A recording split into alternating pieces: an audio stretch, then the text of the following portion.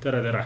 Me tervitame teid siit Fotoluxi õppestuudiost ja täna räägime, kuidas oleks kõige õigem puhastada sensorit.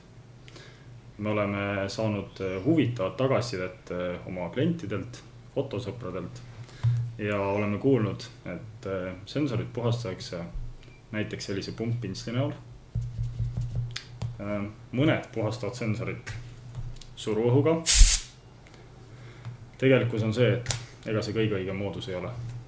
Täna räägime teile kõige õigemast puhastusviisist. Meie 3 viimase aasta puhastamise kogemus näitab, et Visible Dusti antistaatilised pintslid on sensori puhastamiseks kõige sobivamad. Sinna kuuluvad komplekti antistaatiline pintsel, see on selline elektriline.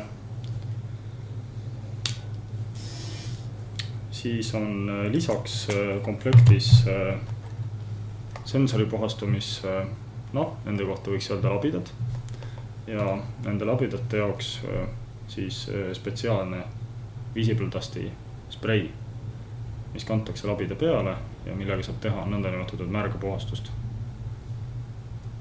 Aga lähme nüüd natuke konkreetsemaks.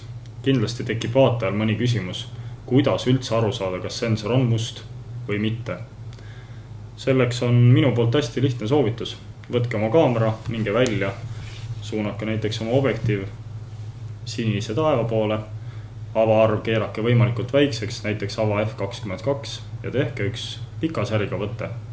Sellisel juhul on teil kohe näha sensori peal tolmutäpid. Juhul, kui te pildistate igapäevaelus avaarvuga F2,8, F3,5, F5,6, siis tegelikult te reaalselt tolmu ei näe. Pikkade säridega tuleb tolm koheselt välja. Sensori tolm on kõige paremini näha selliste piltide puhul, kus on hästi palju ühevärvilist pinda. Põhimõtteliselt on võimalik seda kõike ka Photoshopis eemaldada. See võtab teatud määral võtab see aega ja mõnede piltide puhul läheb see aeg isegi 2, 3, 4, 5 minutiliseks.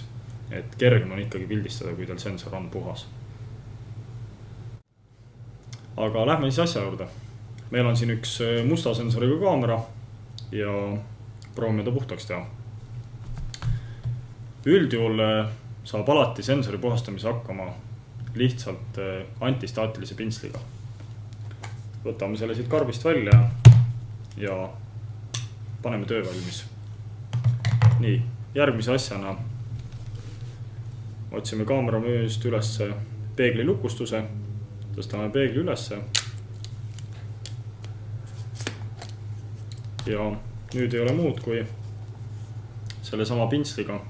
Me käime sensori vasakust äärest paremasse või siis paremast äärest vasakusse ilusti sensorist üle. Nii.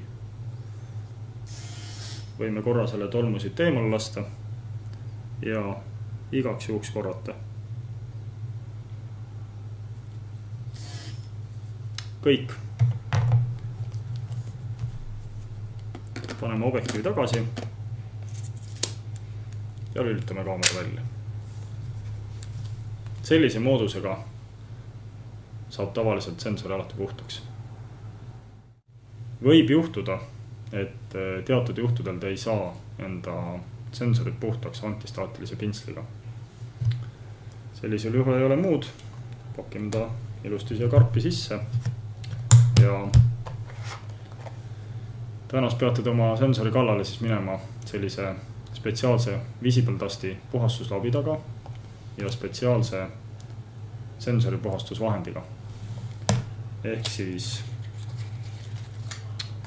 siin on pisikene vedelik ja puhastuslabidas, mille peale tilgutatakse vedelikku ja käiakse täpselt samamoodi vasakust äärest paremasse äärde sensori ilusti üle. Neid labidaid on nii 1,6 kropi arvuga sensoritele, 1,3 kropi arvuga sensoritele ja täiskaadrile.